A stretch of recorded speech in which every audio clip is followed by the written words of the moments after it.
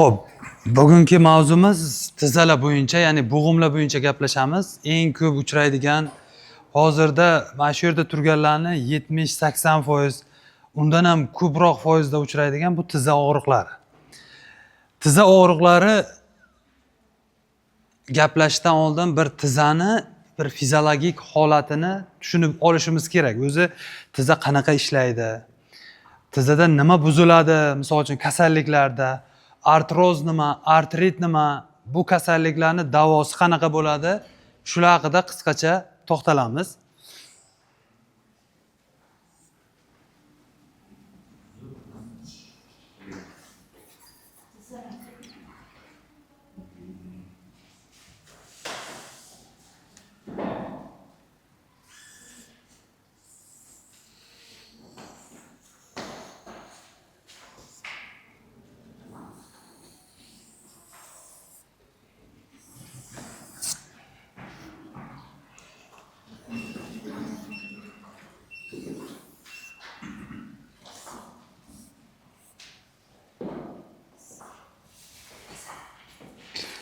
Mana bu tiza bo'g'imi. Tiza bo'g'imi. Tiza bo'g'imida normal holatida, masalan, hammamiz tizamizda normal ishlashi uchun tiza kapsulasining ichida 3 ta tripleti bor. Ya'ni 3 ta asosiy qismi bor. Bu uchala asosiy qism ham qaysidir holatda buzilsa kasallik darajasini belgilab turadigan omil hisoblanadi. Birinchisi bu tiza kapsulasining ichida joylashgan sinovial suyuqlik. Sinovial suyuqlik haqida gapiramiz. Mana bu tiza kapsulasi. Mana shu tiza kapsulasi ichida joylashadi sinovial suyuqlik. Sinovial suyuqlik normal holatida, misol uchun tizani hajmiga qarab 3, 5 va 9 millilitrgacha bo'ladi. Har bir tizamizni hajmiga qarab, masalan, bularni tizaslarning hajmiga nisbatan, misol uchun bularniki sal kattaroq bo'lsa 3 millilitr, 5 millilitr va hattoki eng nimasi 9 millilitrgacha bo'ladi. Bundan ortig'i patologik sinovit hisoblanadi. Endi sinovial suyuqlik nima vazifasini bajaradi? Bu tizalarda moylash vazifasini bajaradi.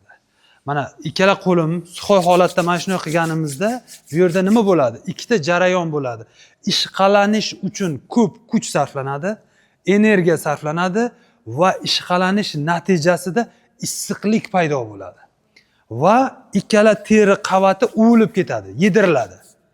Ishqalangan sari. Misol uchun biz tug'ilgandan boshlab to 70, 80, 90 yoshgacha yashaganimizcha tiza ishlab turadi. Yuramiz, harakatlanamiz. Bir kun mobaynida qanchadir 10 ming qadam yurishimiz mumkin, 20 ming qadam yurishimiz mumkin. O'sha vaqtda tizamiz yedirilmaslik uchun, tiza tog'aylari yedirilmaslik uchun, tizani ichki qismi qizib, misol uchun yomon narsalarga uchramaslik uchun bu sinovial suyuqlik kerak. Eng asosiy vazifasi bu moylash. Misol uchun qo'limizga mana ishqalanganda shunga vazalin surtab yoki moysimon biror narsa surtib qilsak, bu harakat uchun ham birinchidan kuch kam sarflanadi, issiqlik hosil bo'lmaydi, ishqalanish bo'lmaydi. Sinovial suyuqlikning eng asosiy vazifasi shu vazifani bajaradi. Demak, tiza bo'g'imini moylash vazifasini bajaradi. Ikkinchi eng asosiy vazifasi bu transport vazifasini bajaradi. Transport vazifasi degani mana bu Minsk tog'ayga suyak uchun kerakli bo'lgan mahsulotlarni sinovial suyuqlikka chiqadi va sinovial suyuqlikdan oladi. Misol uchun transport degani biz suv ichmoqchimiz, suv masalan fizkultura zalida turibmizmi, mana kuller turibdi, kullerdan olib ichaveramiz. Kullerni suv tugab qolsa biz suv icha olmaymiz. Bu ham xuddi shunday narsa, sinovial suyuqlik kam bo'lsa yoki ishlab chiqarilmasa, bu yerda oziqa manbai tugadi endi. Suyak oziqlana olmaydi, Minsk tog'ay oziqlana olmaydi-da, misol uchun osteoporoz yoki osteoartroz kasalliklari juda kuchayib ketadi. Xo'p, yana bir eng asosiy vazifalardan bittasi bu bosim vazifasini bajaradi. Misol uchun oddiygina bitta shar olsakda, sharni ichiga suv solib, ikki tomondan siqsak, ma'lum darajagacha siqiladida, ma'lum vaqtdan keyin qo'lingiz bir-biriga tegmaydi. Nima uchun? O'sha suyuqlikni hajmi bor. U bosim hosil qiladi, tegishga qo'ymaydi. Mana bu tizza suyaklarni ham, misol uchun MRTda kimnikidadir ko'rsatgan bo'lsam, tirqishda yopilib, misol uchun bir-biriga suyak tegib turibdi, ayrimlarga tegmagan. Normada tizza bo'g'imi bir-biriga tegmasligi kerak. Mana shu harakatlanish uchun. Qisman shu vazifani sinovial suyuqlik ham bajaradi. Demak, moylash, transport va bosim vazifasini bajarar ekan. Buni boshqa vazifalari juda ham ko'p. Endi mayda chuyda qilib to'xtalish kerak emas. Eng asosiy vazifalarni bilsak, tushunsak bo'ladi. Ikkinchi eng asosiy bu tizza bo'g'imida joylashgan tripletlardan bittasi Minsk tog'ayi. Minsk tog'ayi. Xo'p, Minsk tog'ayi haqida gapirsak, Minsk tog'ayi xuddi quloq suprasiga o'xshaydi. Mana eng yumshoq tog'ay bu. Minsk tog'ayi ham xuddi shunaqa tog'ay, yumshoq tog'ay bu. Buni asosiy vazifasi amortizatsiya vazifasini bajaradi. Amortizatsiya degani, misol uchun erkaklar tushunadi, mashinani amortizatsiyasi asosiy vazifasi nima? Siz mashinani faraz qilaylik, haydab ketyapsiz, yamaga tushdingiz. Yamaga tushganda yerni tortish kuchi bilan o'sha ballon pastga tushadi-da, katta kuch bilan itariladi. Va hosil bo'lgan kuchini ramaga tegilishini, ramani jarohatlanishini oldini oladi. Ana shu purjina yutadi kuchni. Bu Minsk tog'ayi ham 90% xuddi shu vazifani bajaradi. Yuqoridan kelayotgan, mana misol uchun mana bu yerda mana yuqoridan kelayotgan kuchni Minsk tog'ayi yutadi-da, pastga qisman o'tkazadi. Hozir bu haqida ham qisqacha to'xtalamiz. Mana men harakatlandimmi? Misol uchun 90 kilogramm bo'lsam, 90 kilogramlik yuk to'g'ri kelib tizzaga tushadi-da, Minsk tog'ayi butun bo'lsa, o'sha kuchni o'ziga yutib, kam miqdordagini o'tkazadi pastga. Bu bir mo'jiza bu. Minsk tog'ayi shunaqa xususiyatga ega. Keyingi asosiy vazifasi Minsk tog'ayining. Mana bunda ko'rsak bo'ladi. Mana fiolatvisi Minsk tog'ayi. E'tibor bersangizlar, mana bu son suyagiga yoki boldir suyagiga qolib vazifasini bajarib turibdi. Ya'ni xuddi mana shu son suyagiga Minsk tog'ayi xuddi qolibday kirib qolgan. Bu nima vazifani bajaradi? Tizzamiz faqat bir xil vazifani bajaradi. Mana shu bukish. Bo'ldi. 0 gradusdan 135 gradusgacha bukilish kerak. Mana bukildi, bo'ldi. Bu tomonga yoki bu tomonga qiyshaysh uni vazifasi emas. Chunki Minsk tog'ayi to'liq mana qolib sifatida ushlab turibdi bir tomonga harakatlanishini. Mana sizlar fizkulturaga tushganda biz aytamizki, elastikni bint o'rab tushinglar. Elastikni bint o'rab tushinglar. Nima uchun? Fizkultura vaqtida mana hammada birinchi, ikkinchi daraja bo'lsa ham Minsk tog'ayi zararlanish bu osteoartroz kasalligi bor. Bu vaqtda Minsk tog'ayi zararlanadi. Minsk tog'ayini mana razrif bo'pti, yemirilib ketdi degani, birinchi mana shu qolib qismi yemirilib ketadi. Qolib vazifasini bajaradigan vazifasi buziladi. Ya'ni mana bu tizza o'ynab qoladi. Siz fizkultura qilayotgan vaqtida ixtiyorsiz holatida mikrotravma yetkazishingiz mumkin. Rezin tortib turibsiz, birdan oyog'ingiz o'ynab ketdi. Buni atrofida, tizzani atrofida xuddi soch tolasidan-da ingichka bo'lgan mayda Minsk tolalari bor. Mana shuni.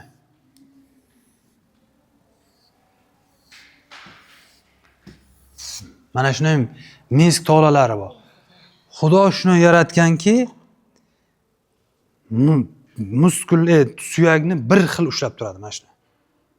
Agar bitta tola uzilsa, muallaqlik yo'qoladi.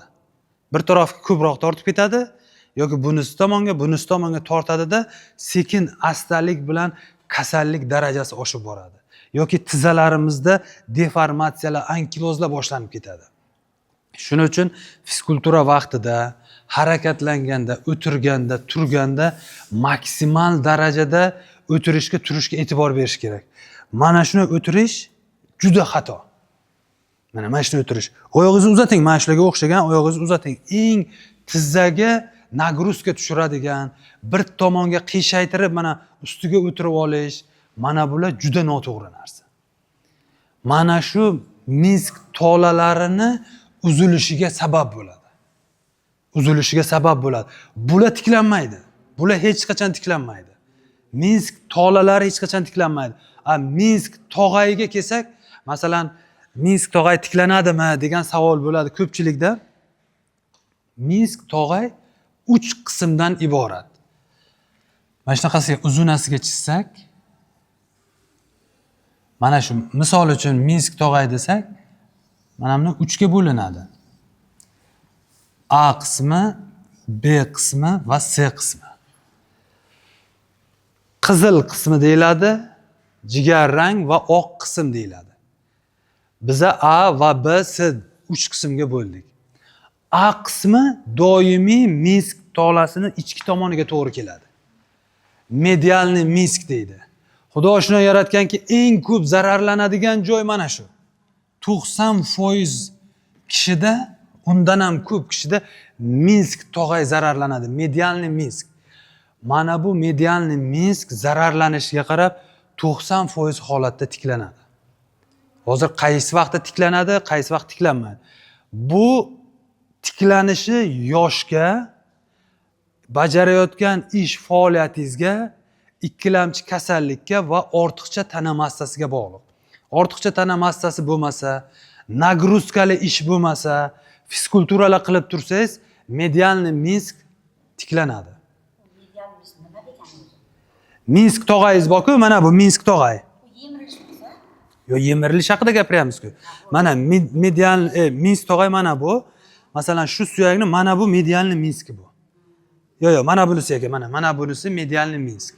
Mana shu medialniy Minsk yosh bo'lsa, odam ortiqcha tana massasi bo'lmasa, ish faoliyati nagruzkali bo'lmasa, ikkilamchi kasalliklari bo'lmasa, 90% holatda tiklanadi. Medialniy Minsk tiklanadi. Mana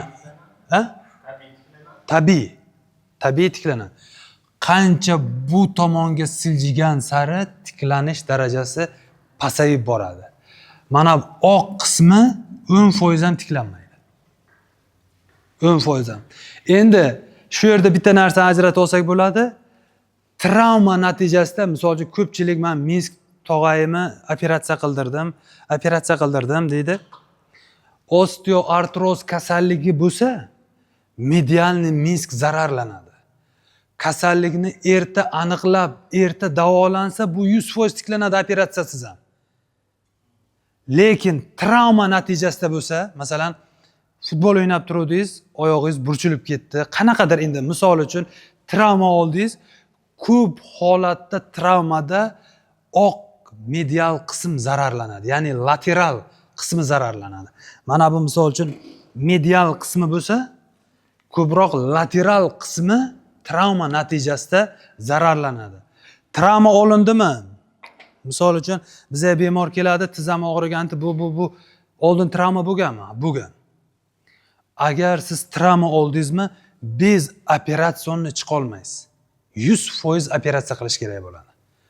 Hozir aytganimizdek, Minsk tog'ayini oq qismi hech qachon tiklanmaydi. Tiklansa ham juda qiyin tiklanadi. Juda ham qiyin. Uni tezroq operatsiya qilmasangiz, siz osteoartroz kasalligi yoki gonoartroz kasalligiga o'zingiz bir qadam tashab qo'ygan bo'lasiz. Chunki bu tog'ay zararlandimi, avtomatik bunga ketaveradi. Sekin-sekin osteoartroz kasalligi, ya'ni yemirilish, xalq tilida yemirilish kasalligi deydi, o'sha kasallikka zamin yaratib qo'ydingiz. Endi yosh bolalarda ko'pchiligida travma oladi, e'tibor bermaymiz. Yoki futbol o'ynayotgandik, oyog'imiz qayrilib ketdi-da, ertasi kuni shishdi, doktorga bormadik, yurib ketdik. Mana bunaqa holatlar erta misol uchun 3 yildan keyin, 5 yildan keyin, 10 yildan keyin osteoartroz kasalligiga bitta zamin qo'ygan bo'lasiz. Sizda 100% ertaga osteoartroz kasalligi kelib chiqadi. Gonartroz kasalligi kelib chiqadi. Shunisi bor. Shuning uchun mana bu holatlarda e'tibor berish kerak. Hozir ko'pchilik kelyapti tizzasida Minsk tog'ayda razriv bor ekan, minskopatiya bor ekan, menda operatsiya dedi. Yo'q. Biza qachon operatsiyaga ko'rsatma beramiz? Qulf kalit simptomi deydi. Siz yurib ketyapsiz, oyog'ingiz tiq etdi-yu bukilib qoldi. Bo'ldi. Buni qimirdatib bo'lmaydi. Qimirdatib bo'lmaydi-da. Misol uchun yotasiz, ukol dorilar qildingiz, boshqa qildingiz, tizangiz agar 6-8 soatgacha qo'yavermasa, 100% operatsiyaga ko'rsatma bo'ladi. Bu Minsk tog'ay joydan chiqib, xuddi tizani mana bu o'rta qismiga tog'ay tiqilib qoldi. Bu qulf kalit simptomi deydi. Bunda tezroq operatsiya qilib, tog'ayni joyiga tikish kerak yoki olib tashlash kerak. Bu holatda operatsiyaga ko'rsatma bo'ladi. Boshqa holatlarda maksimal darajada harakat qilish kerak. 10% qoldimi, 50% qoldimi, 70% qoldimi, Minsk tog'ayni ushlab turishga. Amortizatsiyani endi faraz qilaylik, mashinada o'sha eski bo'lsa ham, yarmi ishlayotgan bo'lsa ham amortizatsiya bo'lsa-yu, u mashin boshqacha yuradi. Lekin amortizatsiyani olib bir to'g'ri tayoq tiqib qo'ysangiz, o'rniga turba svarka qilib qo'ysangiz, u mashin qanaqa yuradi? Nima bo'lsa ham Minsk tog'ay bo'lish kerak. Minsk tog'ay operatsiyasida juda ehtiyot bo'lish kerak. Juda ehtiyot bo'lish kerak. Operatsiya qilib olib tashlashga, razriv bo'libdi, tikibdi, tikish kerak degan holatlarda operatsiyaga sal bir o'ylabroq maslahat qilib ko'nish ma'qulroq bo'ladi. Demak, Minsk tog'ayni tushundingizlar? Keyingisi tripletlardan bittasi bu manfiy bosim. Manfiy bosim. Manfiy bosim nima degani? Yerni tortish kuchidan ozod bo'lishga bu manfiy bosim deyiladi. Ya'ni mana bizada har 1 kilogramga 9,81 newton og'irlik kuchi bilan tortiladi. Mana yer o'zi shuncha o'lchov birligi bor, shuncha kilogramda tortib turadi bizani. Shuning uchun biz uchib ketmaymiz. Mana yer sharidan chiqqaningizdan keyin yerni tortish kuchi sizga ta'sir qilmayaptimi? Muallaq yurasiz. Mana kosmonavtlar yer sharidan chiqqandan keyin muallaqlashadi. Ularga yerni tortish kuchi ta'sir qilmaydi. Xudo shuni yaratgan mana shu tizani, endi hamma bo'g'imni ko'proq eng katta bo'g'im bo'lganligi uchun, eng asosiy vazifani, eng ko'p travma oladigan tiza bo'lganligi uchun tizada manfiy bosim bor. Manfiy bosim bo'lganligi uchun mana shu yerda vazinsizlik degan narsa bo'ladi. Vazinsizlik. Masalan, men 90 kilogram bo'lsam, bel qismigacha yoki tizza qismigacha 80 kilogram bo'lsa, har bir oyog'imga 40 kilogramdan yuk tushish kerak bo'lsa, masalan, tizzamga mana shunaqa qilganimda 40 kilogram yuk tushish kerak, ha? Manda sinovial suyuqlik normada, Minsk tog'ay normada, manfiy bosim normada. 1 ga 10 nisbat ishlaydi shu yerda.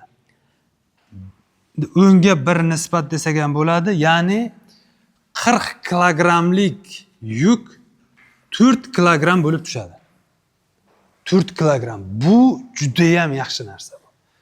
Bunaqa mo'jiza bu fanda yo'q narsa. Endi odam tomonidan yaratilib bo'lmaydi. Shuncha kuch o'zidan o'zi yo'qolib 4 kilogram bo'lib tushishi. Shuning uchun tizamiz asrasak bemalol yura olamiz. Misol uchun tosh ko'taradiganlar bor. 200 kilo tana massasidan kerak bo'lsa 3-4 marta og'ir toshni ko'taradiganlar bor. Futbolistlar bor yoki boshqa tizzaga nagruzka tushiradigan sport turlari bor. Nima uchun tizzasida muammo bo'lmaydi? Ular tizzasida mana shu narsalarni asrasa bo'ldi. Tizza o'z vazifasini bajaradi. Keyin mana hozir shu yerda bitta narsa bo'ldi, kimdir aytdi. Doktor, siz ham tizzangiz qirsillayaptimi deb gap bo'ldi, siz aytdingizmi? Shu yerda bitta narsa aytay. Juda ko'p leksiyalarda bitta xatolik bo'ldi. Xatolik emas, bemorlar xato tushundi. Biz aytamiz, hozir kasalliklarga o'tganda qirsillash bor, g'ijirdash bor. Mana bo'g'im qirsillashi mumkin. Mana ishlatmay turuvdim, qirs etdi, bo'ldi, keyin ketdi. Qirsillamayapti. Qirsillash bu osteoartroz kasalligini doim aytaman, birinchi darajasi deyman. Qirsillash deganda mana yurib mana qirs qilib yursa bo'g'im. Bilingki, o'sha qirsillagan bo'g'im bu osteoartroz kasalligini birinchi darajasi. Chunki u yerda hozir aytamiz, sinovial suyuqlik manfiy bosim o'zgarishi boshlandi. Lekin fiziologik sinovial suyuqlik kamayishi mumkin. Men misol uchun hozir ko'p o'tiryapman. Misol uchun kasal kelyapti, o'tiryapmiz. Harakatsiz bo'g'imda sinovial suyuqlik kamayadi. Masalan, harakat qilmadim, tizamda yoki boldir sohasida sinovial suyuqlik kamaydi. Birdan harakatlanaman desam, qirs etgan ovoz chiqaradi. Chunki suyak bir-biriga tegyapti harakatda. Qirsillagan ovoz chiqaradi. Bu kasallik emas. Necha kishi kommentariya yozyapti, qirsilladi degani bu osteoartroz kasalligimi yoki misol uchun g'ijirdadi bu osteoartroz kasalligimi? Yo'q. Bir marta qirsillab, keyin o'sha bo'g'imda shovqin chiqmasa, bu kasallik emas bu. Bu norma bu. Tushundingizlar? Yana hozir qo'lingiz bitta qirs etsa, bu bo'g'imimda ham kasallik boshlanibdi degan fikr bo'lmasin. Mana kimlarga e'tibor bersangiz, mana kasalligi bor bemorlar har bir harakatda tovush chiqaradi. Qirs. Yo, u qirsillash mana. Masalan, qirsillatdiga bo'ldi. Bu kasallik emas bu. Yo'q, qilaversangiz travmaga olib keladi. Travmaga olib keladi. Majburan suyagimni men qirsillatdim. Bu travmaga olib keladi. Lekin mana tizam bir marta qirsilladi, bo'ldi mana. Boshqa qirsillamadi mana. Harakatda hech qanaqa tovush yo'q. Bu kasallik emas bu. Bu fiziologik holat. Bu menga signal beryapti. Sen ko'proq gipodinamiyani kamaytirib, ko'proq yuri deyapti, mashq qil deyapti. Bo'lmasa ertaga kasallik kelib chiqadi deyapti. Mana shu belgi. Hozircha bu neytralda turibdi. Normada turibdi. Normada turibdi. Shuning uchun shunaqa holat bo'layotgan bo'lsa kimdadir? Bu harakat qilish kerak, bo'g'imni normal ishlashiga. Qancha muskul yaxshi ishlasa, sinovial suyuqlik ham ishlash shuncha yaxshi bo'ladi. Normada sinovial suyuqligi 24 soat ichida ishlab chiqarilgan sinovial suyuqligi qayta so'rilib, o'rniga yangi sinovial suyuqlik kelish kerak. Tushundingizmi? Normada shunaqa. Agar bu muddat uzaysa ham kasallik. Kam ishlab chiqarsa ham kasallik. Shunisi bor.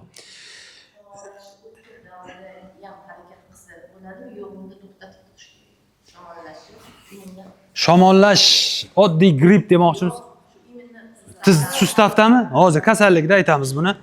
Xo'p, keyin biz aytdikki, mana qirsillash, g'ijirdash bor dedik. G'ijirdash boshlandimi? Bilingki, bu kasallik osteoartroz kasalligining 2-chi, 3-chi darajasi. 2-chi darajasidan 3-chi darajaga o'tyapti. Xuddi tizangizni ichiga bir hovuch tuproq solib g'ijirdagan tovush chiqdimi, bu kasallikni 2dan 3ga o'tayotganligidan dalolat beradi. Siz uchun signal bo'lish kerak, to'xta, tezroq doktorga borish kerak. Bu g'ijirdash degani tog'ay yemirilib, o'sha yerda xiriyash paydo bo'lib, suyakda harakatida sinovial suyuqlik o'rniga xiriyash bosib ketdi o'rni. G'ijirdagan tovush chiqishiga sabab shu bo'ladi. Ko'pchilik aytadi, g'ijirdash kamayib ketadimi? Agar u 3-darajaga o'tsa yoki 4-darajaga o'tsa, u endi faqatgina kamayishi mumkin, yo'qolmaydi. Tushundingizlar? Endi mana bu fiziologik holat. Endi kasalligiga o'tamiz.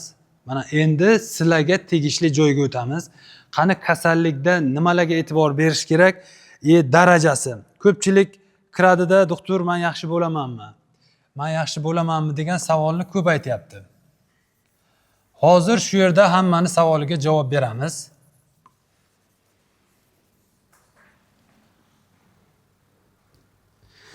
Osteoartroz kasalligi 4 ta darajasi bor.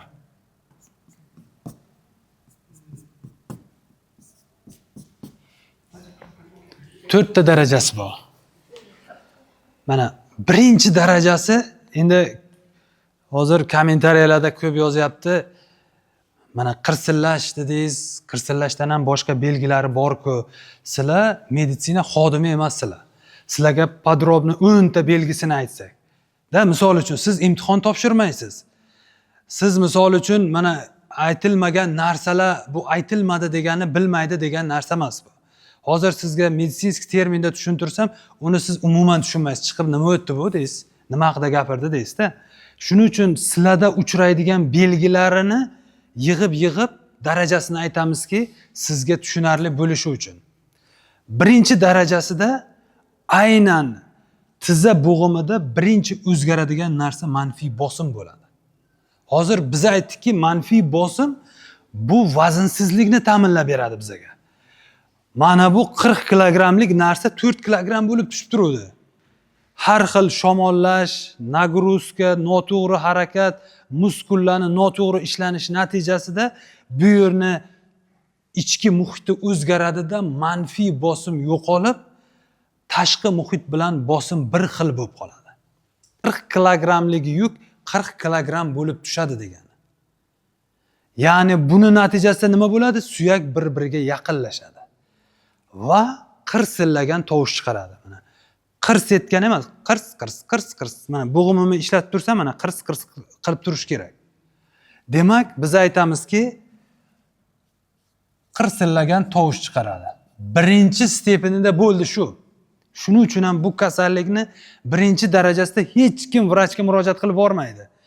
Boshqa kasallik bilan yotib, mutaxassis kelib, ikkinchi yoki dars o'tganda keyin aytadi, to'xta, mana yelkam qirsillayapti" deydi.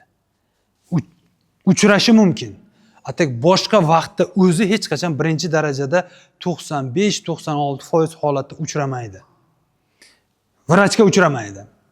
Xo'p, ikkinchi darajasida manfiy bosim o'zgardi.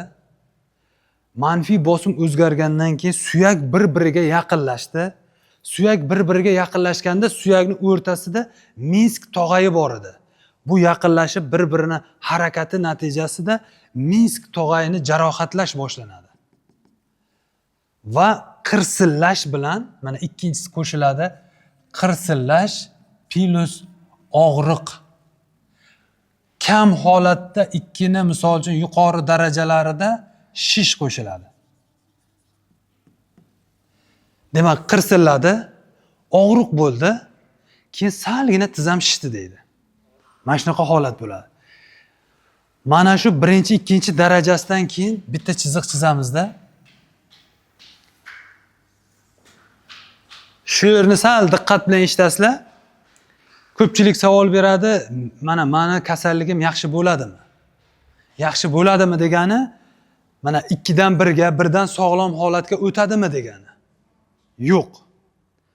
Qaysi vaqtda yaxshi bo'ladi? Bitta qiz bola bor, yoshroq. Shu kelganmi o'sha? Kishi. Yo'q, oshqozon og'riyapti? Yosh qizchanimi? Xo'p. Birinchi, ikkinchi daraja qachon yaxshi bo'ladi? 3 ta sharti bor. Birinchisi,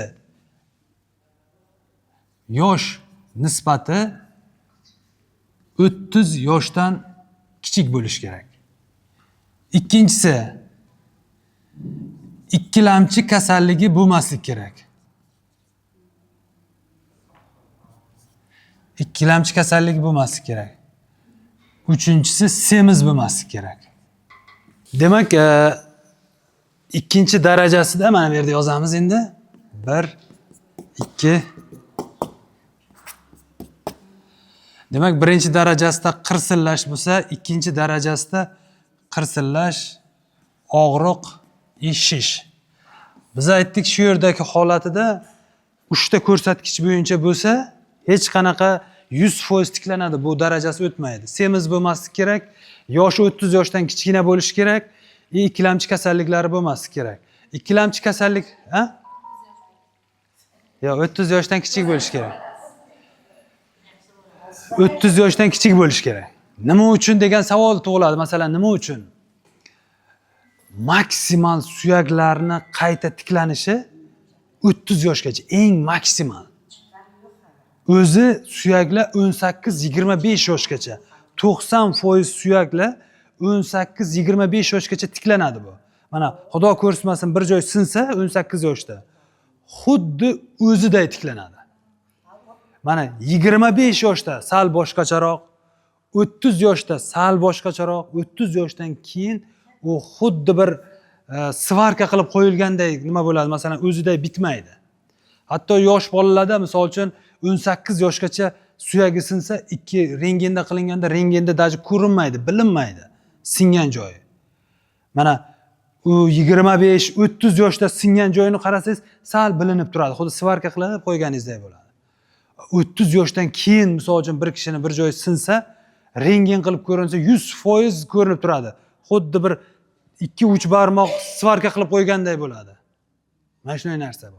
Shuning uchun aytiladiki, eng maksimal holatda 30 yoshdan kichik bo'lish kerak.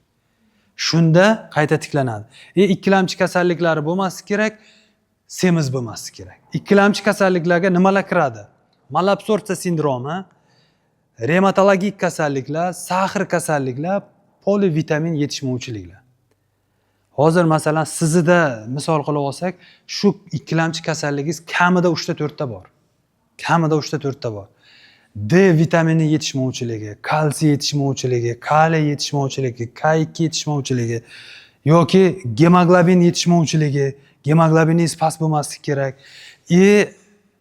Organizmda oshqozon ichak traktida, mana shu yerda turgan 99% ayollarda ich qotish yoki qabziyat, yaxshi hazm bo'lmaslik, bezovtalik bo'ladi. Nima uchun? O't qopida zagib bor. O't qopida zagib bo'ldimi? D vitamini, kaliy, kalsiylar so'rilishi avtomatik nima bo'lib ketadi? Kamayib ketadi. Mana bu holatlar bo'lmasa, bu tiklanadi. Endi 3-bosqichga o'tamiz. 3-bosqichda hozir biz aytganimizdek Minsk tog'ay bosim o'zgardi, suyak bir-biriga yaqinlashdi, tovush chiqardi. Ma'lum vaqt yurgandan keyin og'riq paydo bo'ldi yoki shish paydo bo'ldi. Qaranglar, mana shu yil bilan o'tsak 5 yildan 10 yilgacha bo'lar ekan shu. Birinchi daraja. Tasavvur qiling, 5 yildan 10 yilgacha birinchi daraja bo'lib turishi mumkin ekan. Keyingisi 3 yildan 5 yilgacha bo'lar ekan. Ikkinchi daraja. Sal og'rib qolishi mumkin, lekin qirsillasa ham, og'risa ham, shishi o'tib ketishi mumkin, siz yuraverasiz. Eng qizig'i, mana tizzamizda og'riq paydo bo'lgandan keyin, misol uchun mana tizza to'g'ri bosilyapti, og'riq bo'lgandan keyin ko'pchilik ayol kishilar sekin ichkariga bosib ko'radi yoki tashqariga bosib ko'radi. Qaysi tomonda og'riq qoldi? Demak, tashqariga bosilganda og'riq qoldi. Bo'ldi, oyoqni mana shunday bosadi. Mana shunday bosdi. Demak, avtomatik biza kasallikni darajasini o'zimiz keltirib chiqaryapmiz. Ya'ni deformatsiya qildik. Siz hozir aytdik. 0 gradusdan 135 gradusgacha to'g'ri mana shuni bukilish kerak bo'ldi. Bunaqasiga ham bukilmasligi kerak, bunaqasiga ham bukilmasligi kerak. U to'g'ri bukilish kerak. Liftni o'ynamagan tushpasga. Mana shuni to'g'ri harakatlanish kerak edi. O'zi bizni og'riqdan qochib, mana bunaqa harakatni boshladik. Noto'g'ri harakatlandikmi, tizzani shakli o'zgardi. Shakli degani tizza mana shunday holatda bo'lish kerak edi. Mana ichkariga yoki tashqariga bosgan hisobda mana rotatsiya bo'ldi. Rotatsiya bo'lgan tizza hech qachon 135 gradus bukilmaydi. Mana shu misol uchun mana 135 gradus bukildimi? Bu rotatsiya bo'lsa 135 gradus bukilmaydi. 100 gradus bo'lishi mumkin, maksimal 110 gradusga bukiladi. Buni deformatsiya deydi. Ya'ni tizzani shakli o'zgardi. Uchinchisiga yozamiz. Qirsillash bo'ladi yoki buni g'ijirdash desak ham bo'ladi. G'ijirdash, og'riq bo'ladi, shish bo'ladi, plus deformatsiya qo'shildi. Mana shu narsa.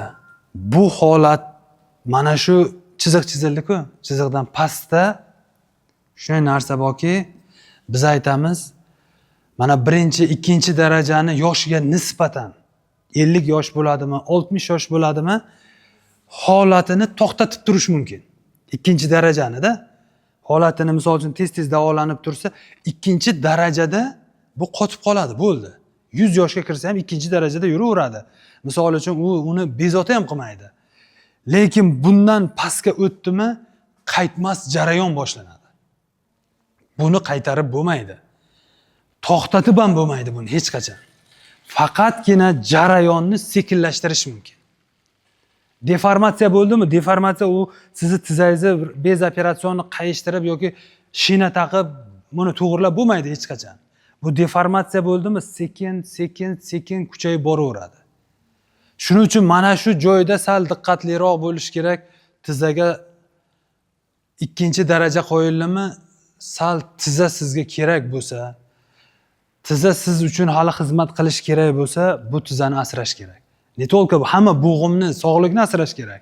Lekin hozir bitta e'tiborsizligingiz, hozir ishlab olay, keyin davolanaman yoki hozir pul topib olay, keyin davolanaman degan tushuncha bo'lsa, milliard pulingiz bo'lsa ham keyin buni endoprotez qo'ygan taqdiringizda ham o'zingizni tizangizni o'rnini bosmaydi. Hech qachon. Shuning uchun 3-darajaga o'tib ketishni oldini olish kerak. Shundagina biza tiza muammolarini juda kamaytiramiz. Endi 3-darajaga o'tdi. 3-darajaga o'tgandan keyin 4-darajaga, mana hozir yillariga e'tibor bersangiz, 5 yil, 10 yil, 3 yil, 5 yil, 6 oydan 1 yilgacha. 6 oydan 1 yilgacha. Mana yaqinda bitta narsa bo'ldi, endi bitta xola keldilar, 6 oy oldingi MRT'larni ko'tarib kelganlar. Men aytayapman, MRT bilan bu tizangiz o'xshamayapti hech qachon. Mana 3-daraja qo'yilgan, bu tizada ankiloz boshlangan, deformatsiya kuchayib ankiloz boshlangan. Bunaqa holatda hech qachon 3-daraja bo'lmaydi. Bu 4-daraja. Sen MRTdan ham yaxshi bilasanmi deyordilar axir. Yo'q, biza kasalni ko'rib turibmiz. Darajasini kerak bo'lsa MRT biza uchun, bizani diagnozni tasdiqlash uchun kerak. Ayrim vaqtda MRTda 1-2-daraja yoziladi, biza unga 3-4-daraja qo'yamiz. Chunki MRT tizangizni chirq tushiradi, sizni ko'rmaydi. Tizangiz holatini ko'radi, salgina deformatsion holatlar bo'lsa 3 ga yaqin qo'yib beradi. Keyin xolaga 4-daraja desam, yo'q 4-daraja emas, u yo'q, mayt bo'ldi, bo'lmasa MRT qilamiz. Qaytadan MRT qilamiz, MRT rishat qiladi. MRTda qo'yib beryapti 4-daraja.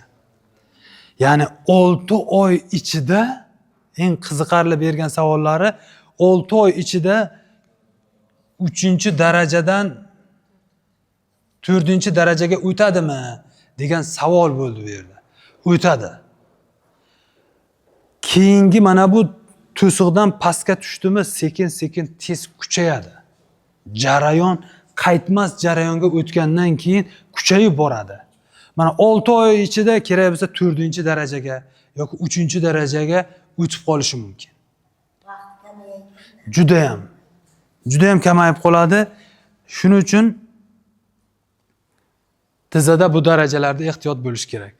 4-darajasida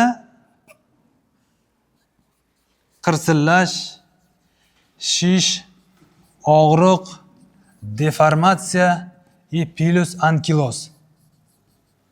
Ankiloz nima degani? Hozir deformatsiyani aytdik, tizani holati o'zgardi. Ya'ni funksiyasi o'zgardi.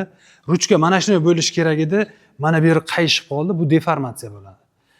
Ankiloz degani tiza o'z funksiyasini to'liq bajara olmaslik degani. Ya'ni tiza nima qilish kerak? 0 gradusdan 135 gradusga bukilish kerak. Bu yo bukilmaydi, yo to'liq ochilmaydi. Mana ko'pchilik tizasini ko'rsangiz, tizani yere qo'yib, masalan, uzatilganda, tizani pastki qismi, mana uzating, yerga tegib turish kerak. Yerga tegib turish kerak. Ko'pchiliklar uzatadi, yerdan, misol uchun 4 barmoq, 5 barmoq yuqorida bo'lib qoladi.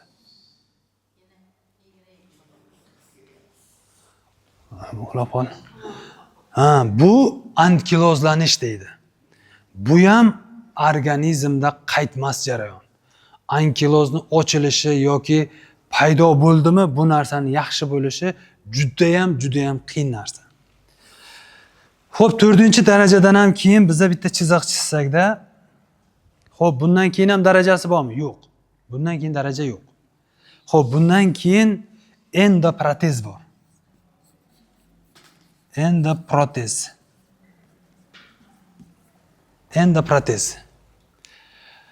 Hozir doktorlarimiz bu darajada ham, hattoki qo'rqmasdan bu darajada ham endoprotez deyishyapti. Lekin tizani asrasangiz, bu sizni Xudoning bergan umringizgacha hatto mana bu holatda ham yashasangiz bo'ladi. Masalan, bu holatida faraz qilaylik 55-60 yoshda 4-daraja bo'lib qoldi. Xudo sizga 100 yil umr berdi deylik. Yana siz 40 yil yashamoqchi bo'lsangiz, 40 yil ishlamaysiz-ku, o'zingizni shaxsiy ishingizni qilasiz. Shaxsiy ishingiz mehmondorchilikka borishingiz mumkin, hojatingizga o'zingiz chiqasiz, boshqa qilasiz. Oyoq siz uchun shu 40 yil mobaynida shuning uchun kerak bo'ladi. Mana 4-darajasida. Bu siz uchun qilib beradi. O'zingizni asrasangiz 40 yil sizga busiz javob beradi. Lekin asrash kerak. Bizada mana dars o'tyapmiz, oldingi misol uchun ketganlarda ham xuddi mana shunday dars o'tib tushuntirilgan. Tiza haqida ham holi masalan ertaga misol uchun son chanoq haqida gaplashamiz yoki revmatizm kasalligi haqida yoki artritlar haqida gaplashsak ham xuddi sizlarda mana shunday tushuntirib berilgan. Bu sizlarga tushuntirib berganimizdan bizani bilimimiz oshib qolmaydi, lekin siz kasalligingizni to'g'ri tushuning degan maqsadda tushuntirib beramiz. Siz kasalligingiz uchun nimadir qilishingiz kerakligini vrachsiz, mana bir joyingiz og'risa, tizangiz og'risa, vrachga borishim kerak degan tushuncha bo'lmasi kerak.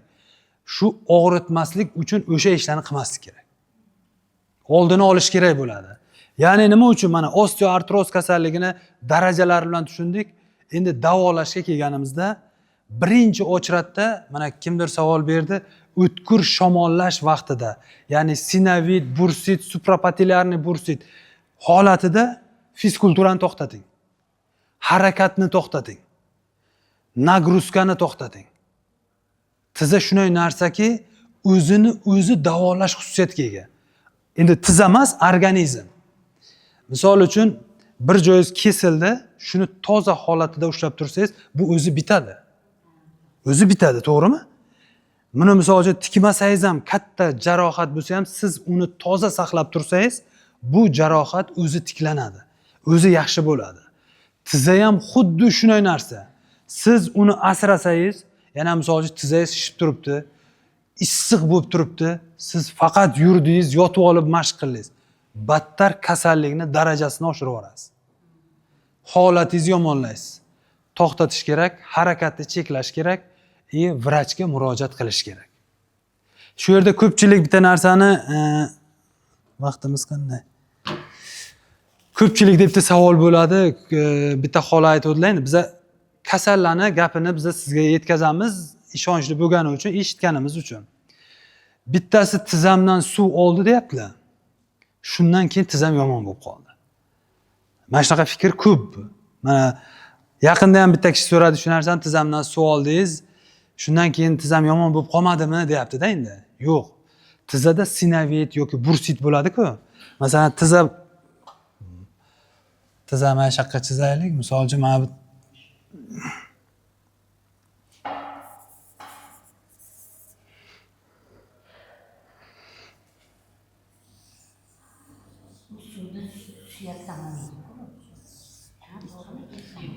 Yo'q.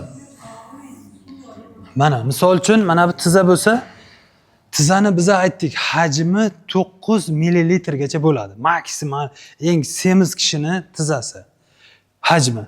Lekin sinovit, bursit bo'lganida u kamida 20, 30, 40, 50 millilitrgacha suyuqlik yig'iladi. Patologik suyuqlik yig'ildi shu yerga. Bu normada bo'lmasligi kerak edi buncha suyuqlik. Tiza shishdi, qizardi.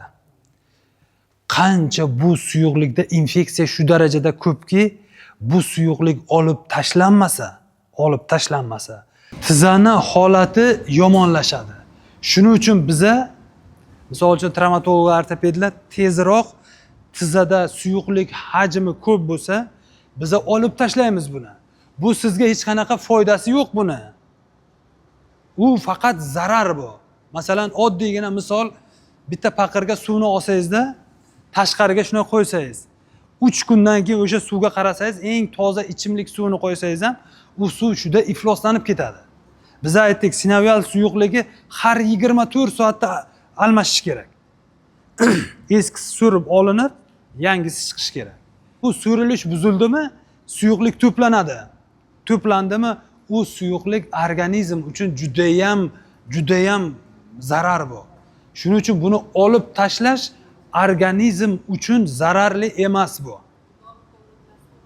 Yo, misol uchun to'g'ri savol, buni hajmiga bog'liq. Misol uchun MRTda ko'rinib turibdi, sizda 15-20 ml maksimal suyuqlik turibdi.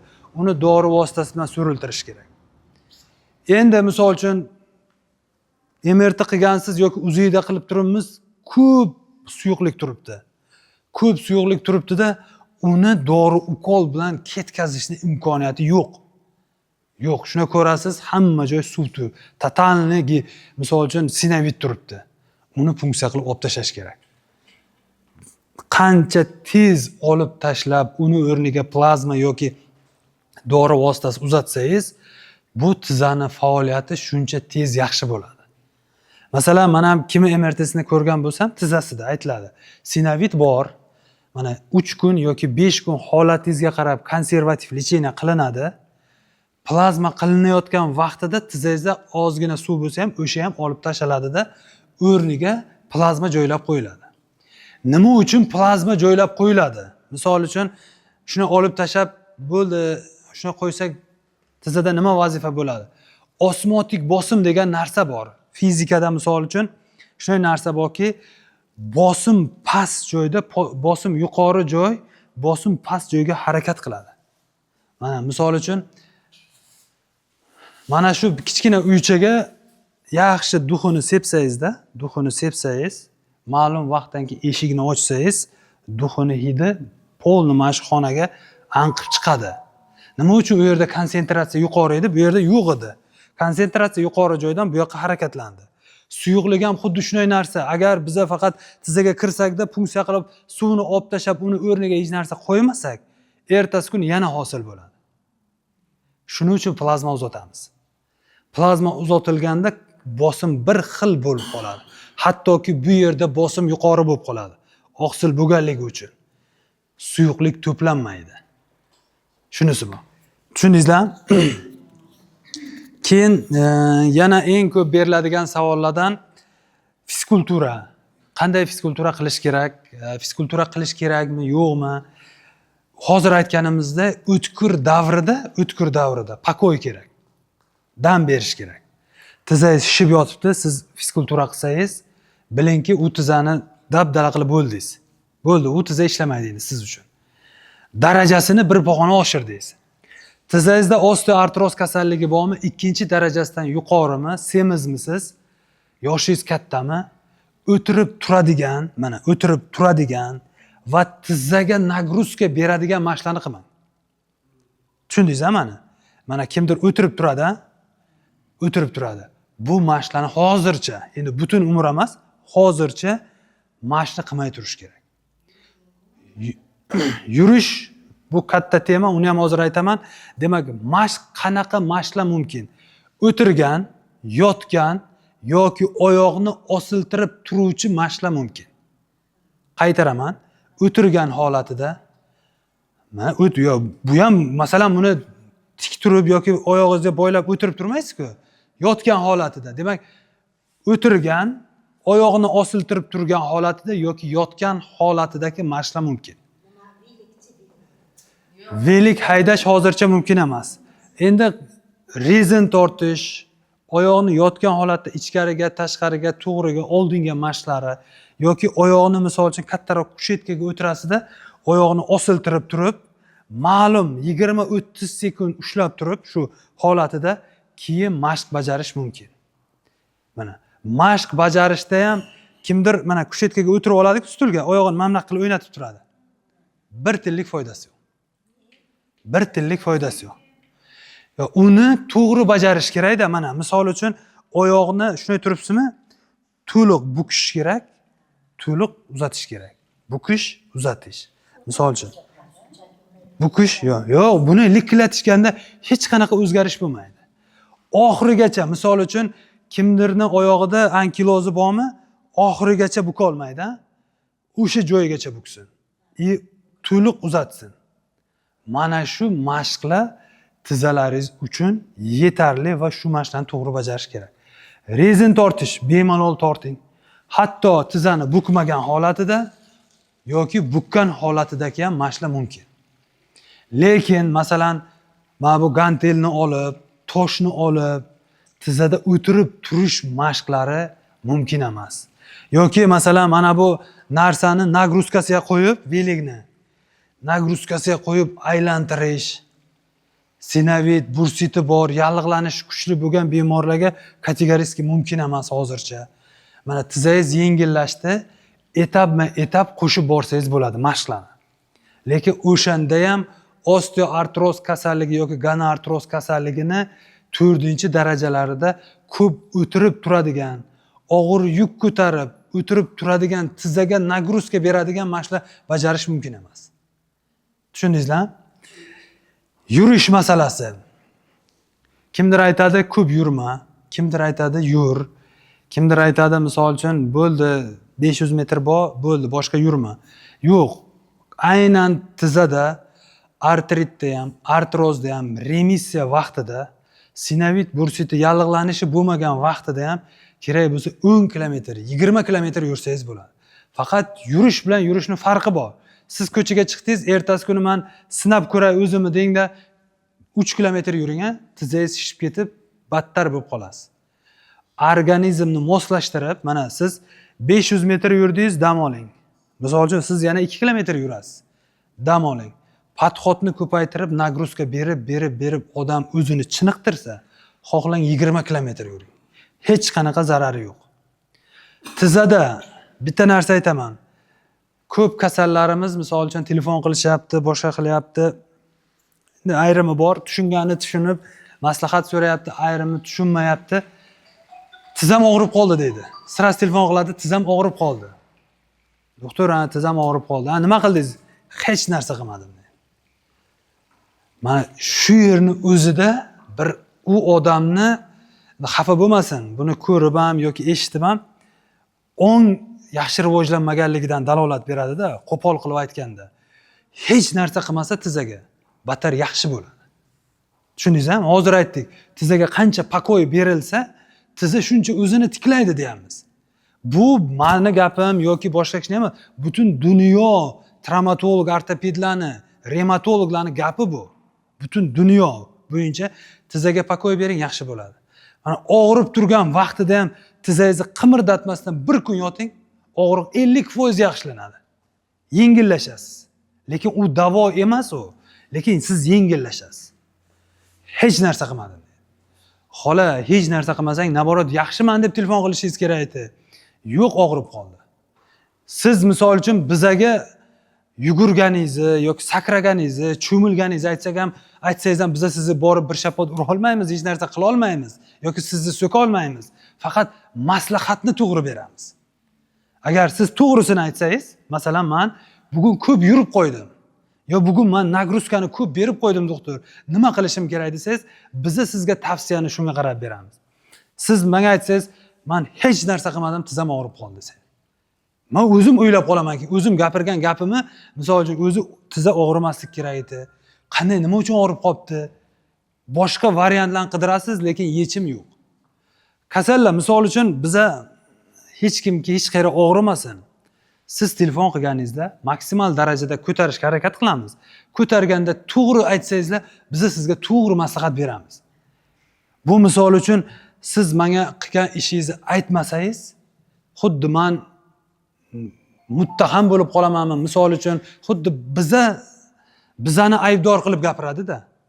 Hech qanaqa nagruzka tushirilmasa, tizza hech qachon og'rimaydi. Shuni esdan chiqaring. Ha? Yugurish deysizmi? Tizza uchun yugurish, begovoy doroshkada yurish qat'iyan taqiqlanadi. o'tkir davrida kategoriyski mumkin emas. Yugurish, sakrash, zinalardan tushib chiqish mumkin emas. Keyin begovoy daroshkasi, kimning uyida begovoy daroshkasi bo'lsa, begovoy daroshkada yurgandan ko'ra yerda yurgan undan foydali. Nima uchun? Begovoy daroshka yumshoq u. Mana shuni tashlaganingizda nagruzka bilan tashlaysiz. Yerga bo'lsa to'g'ri tashlaysiz mana. Tovon bilan to'g'ri tashlaysiz. To'g'ri yurasiz. Tushundingizmi?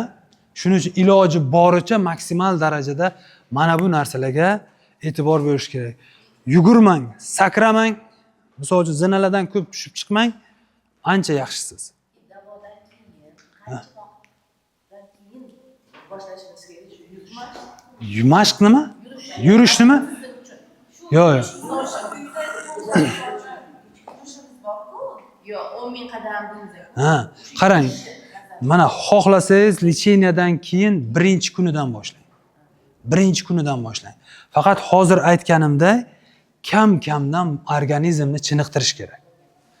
Birdaniga qo'shnilar 10 ming qadam yuryapti, siz ham chiqib 10 ming qadam yursangiz, ertasi kuni tizangiz shishib, oldingi holatga qaytib qolasizlar. Shu.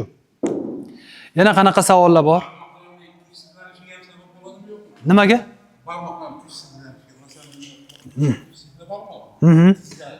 Yo'q. Qaranglar, ko'p shunaqa savol beriladi. Oyog'imni deydi, mana bu yeri og'riyapti tizam hisobidan yoki barmoqlarim kuchsiz tizam hisobidan. Yo'q, bu noto'g'ri narsa bu. Tizani, bo'g'imni ish faoliyati yaxshimi? Men doim aytaman, qisqacha qilib, tiza kapsulasidan 4 barmoq past, 4 barmoq tepa bu tiza uchun chegara hisoblanadi. Tizada jarayon boryapti, ana shu chegara og'riydi. Bo'ldi. Undan pasti ham emas, tepasi ham emas. Kimdir aytadi, berim og'rida tizam nimadir bor yoki boldirini mana bu sohani ko'rsatadi-da, tizam og'riyapti, tizam hisobidan og'riyapti. Yo'q. Tizani aloqasi yo'q unga. Shu. Yana kimda qanaqa savol bor?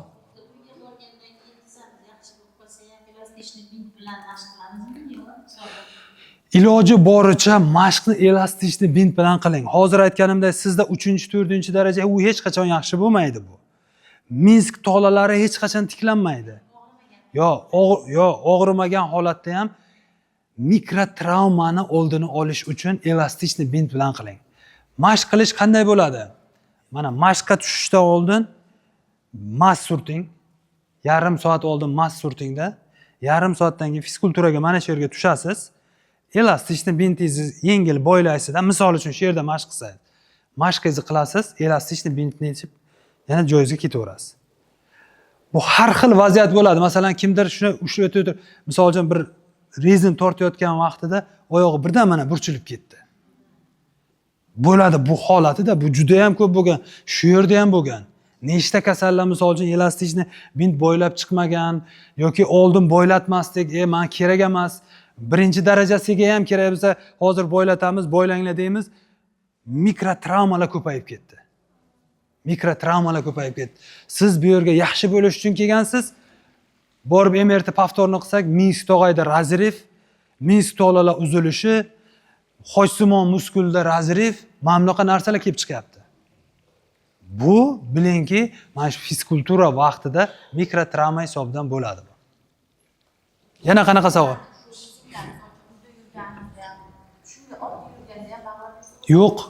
Yo'q, hech qachon. Bu elastikni bint biz aytdikki faqat fizkultura vaqtida deb. Bizani asosiy davolash taktikamiz o'zi muskulni rivojlantirish. Ey.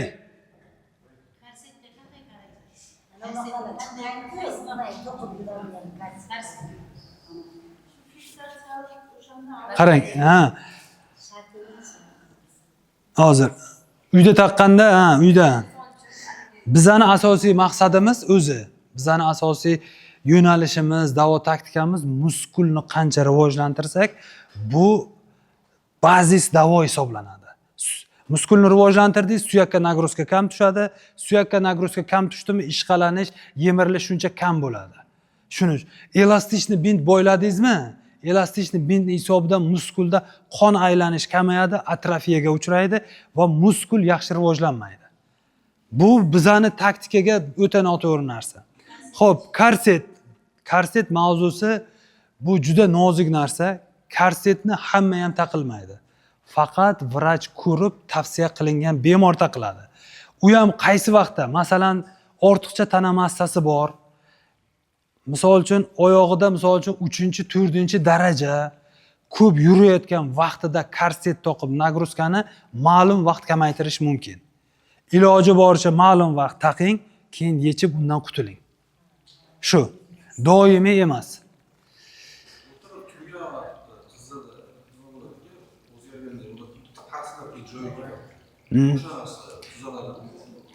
Qarang, ana shu narsa Minsk tog'ayni razriv bo'lganida bo'ladi. Minsk tog'ay mana MRT qilsangiz, Minskopatiya yoki Stoller bo'yicha 3-A sinfda bo'ladi yoki Minskda razriv bo'lsa.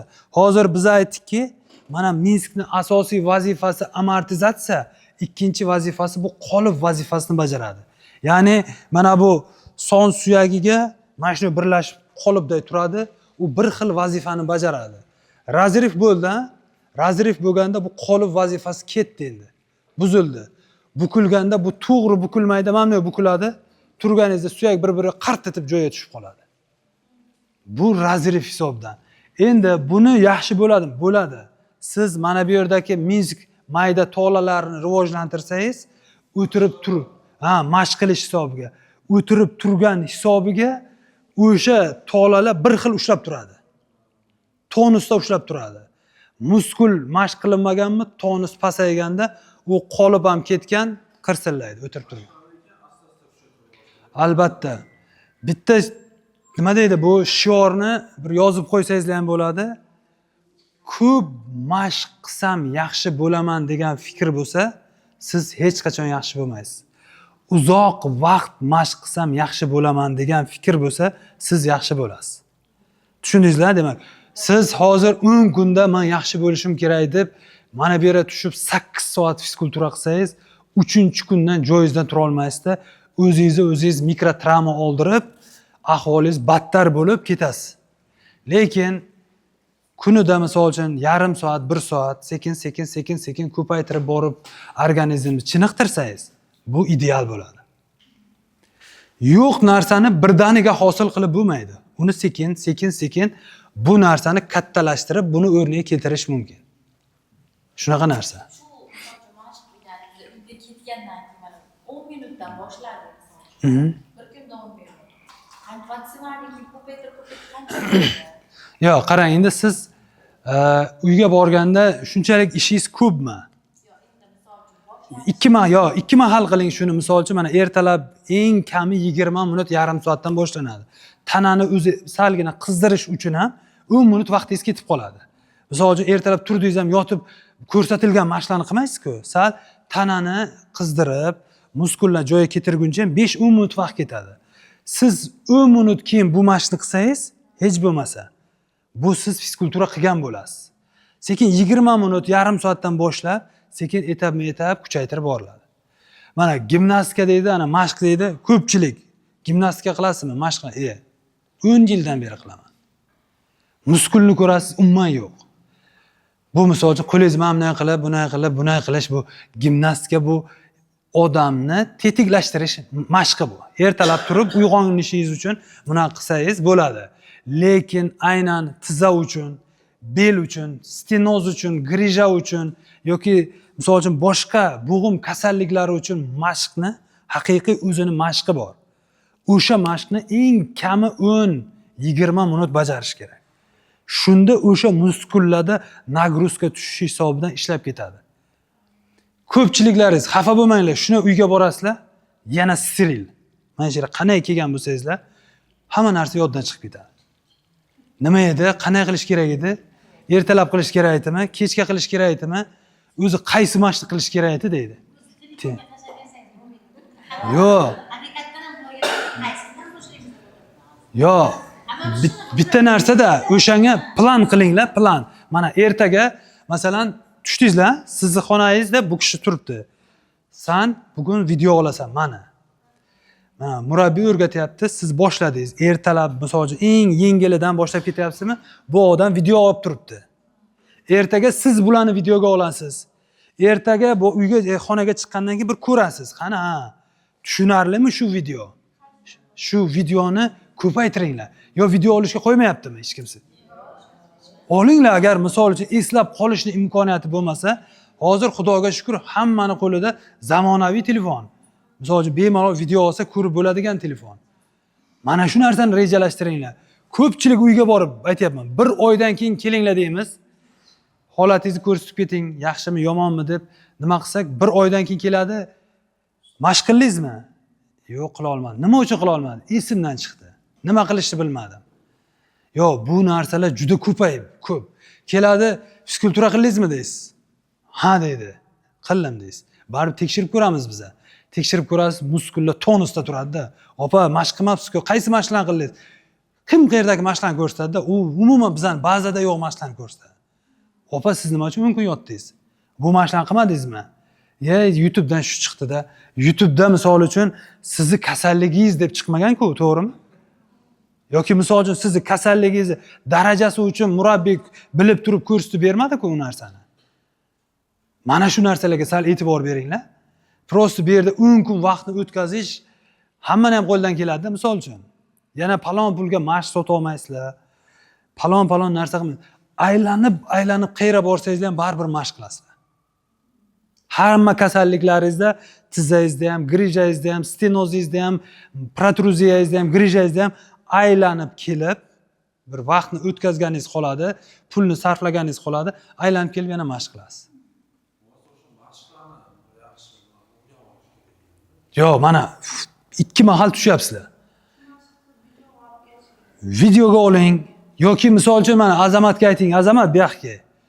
Mana bu yerda mashqni sen bitta ko'rsatib berasan, biz bitta video olamiz. Videoga olamiz. Misol uchun. Yo, qilmayaptimi bu Azamat?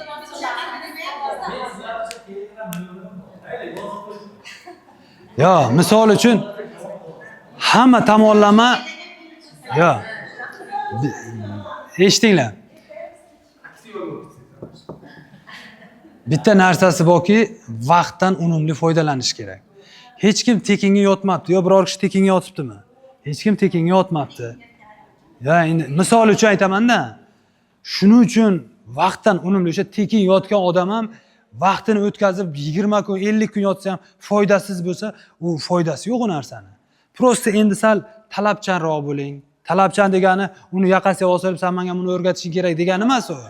Prosta iltimos qiling, yaxshi gapiring. U misol uchun videoga sizga tushib berishga majbur emas bu. Majbur emas bu. Buni vazifasiga kirmaydi. Lekin yaxshi gapirilsa hamma nima savolingizga javob olasiz, yechimni qilsa bo'ladi. Qilib desangiz, shu qilib beradi shu yerda. Bitta ko'rsatib beradi. Tiza uchun 5 ta mashq, bel uchun 5 ta mashq. Siz 10 ta mashq bajarmang uyingizga borib. Siz bodybuildingchi ham emassiz, sportchi ham emassiz. Siz eng maksimal 3 ta, 4 ta zo'r mashqni har kun bajaring, bo'ldi. O'shani o'zi yetadi sizga. Misol uchun bu sportni siz kasallik uchun qilyapsiz. Ertaga musobaqaga tayyorlanmayapti hech kim, yo musobaqaga tayyorlanadiganlar bo'lsa, u boshqacha bo'ladi. Lekin sizlar kasallik uchun bo'lsa, shu 3 ta, 4 ta mashq, eng kerakli mashqni o'rganib, o'shani qiling, bo'ldi. Shunda zo'r bo'lasizlar. Ha? Suzish. Bo'g'im kasalliklari bor, mana hozir sog' bo'ling. Ha? Yo'q, bo'g'im kasalligida 3-4-darajasida kategoriyik suzish bilan ham, cho'milish bilan ham, oqova suvlarga cho'milish, misol uchun borib dengiz, okeanlarga cho'milish qat'iyan taqiqlanadi. 3-4-daraja. Birinchi, ikkinchi daraja remissiya vaqtida cho'milsangiz bo'ladi. Doimiy misol uchun cho'milib, misol nima deydi? Kursga kirib cho'milish shart emas. Mana oyda har kun misol uchun 10 marta boradigan oylik to'lov bo'ladi-ku misol uchun tarif bo'yicha. Unaqalarga borish shart emas. Yo'q, bo'g'im kasalliklarida eshitib olinglar. Nam, suvlik muolajalar, suvlik fizkulturalar kategoriyik mumkin emas. Birinchi, ikkinchi darajada ham muntazam shug'ullanish mumkin emas. Lekin grija kasalliklarida suzish juda ham yaxshi. grija kasalliklarida juda ham yaxshi. Yo, masalan, birinchi, ikkinchi daraja remissiya siz basseynga borib cho'milsangiz bo'ladi. Lekin ana shunaqa kurslar bor mana. Haftasiga 3 kun, har yil mobaynida boradi, haftasida 3 kun. Siz tizangizni shamollaganini yoki yallig'laganini siz farqlay ola olmaysiz. Bordingiz, yallig'langan vaqtda cho'mildingiz, u narsa kuchayib ketadi. Suvli proseduralar jarayonni kuchaytirib yuboradi. Hech qachon yaxshi qilmaydi. Yo'q, sovuq bo'lganligi uchun emas. Namlik narsalar bu kasallikni kuchaytiradi. Yallig'lanishni kuchaytiradi. Quruq issiq muolajalar kamaytiradi. Mana ko'p aytaman, hamma hovlida turadi, domda kamchilik tursa kerak. Bir tillik. Yo'q. Neftga kirishmi? Neftga kirish bir tillik foydasi yo'q. Shuni aytmoqchi edim. Mana hovlida tursangizlar, bizada shirqum deydi. Mana bu daryolarni chetida bo'ladi qum, shirqum. Buni bir-biriga yopishmaydi, qilsangiz tushib ketadigan shirqum bor-ku. Chaya? Chayami? Ana shu. Ya, ulardan olish shart emas. Bitta uyingizga zakaz qilsangiz bir zilini quyosh nuri tushadigan joyga shuni to'kib, qalaroq qilib yozasizda, qumni tozalab olasiz. Ichida toshi, boshqa narsalar bo'lmasin-da. Mana ertalab misol uchun 10-11 dan quyosh tushishni boshlaydi. Siz mana 4-5 larda o'sha qumda oyog'i yalang shuni bir yuring, shunaqa maza qilasiz. Haftada 1-2 o'sha qumga ko'miling, maza qilasiz. Mana sizga sterilni eng zo'r fizal ichaydi. Ana sizga naftalin.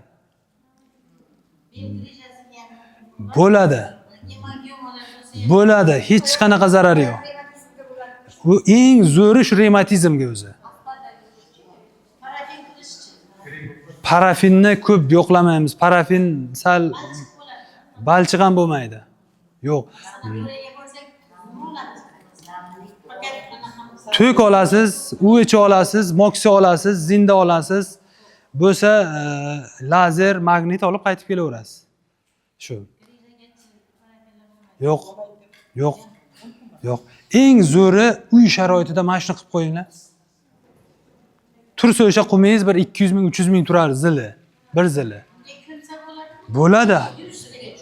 Ko'proq, ha?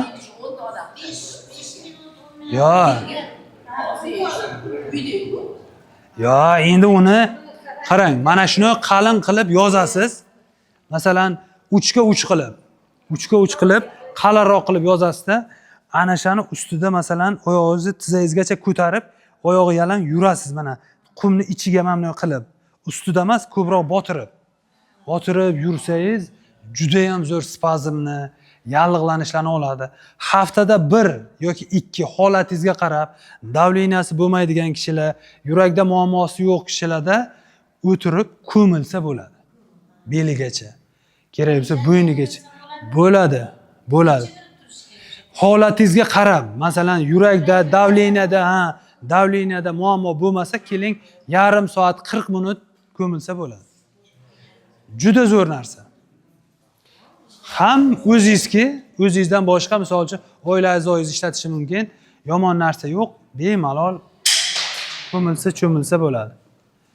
Xo'p, savollar bo'lmasa sog' bo'lasizlar.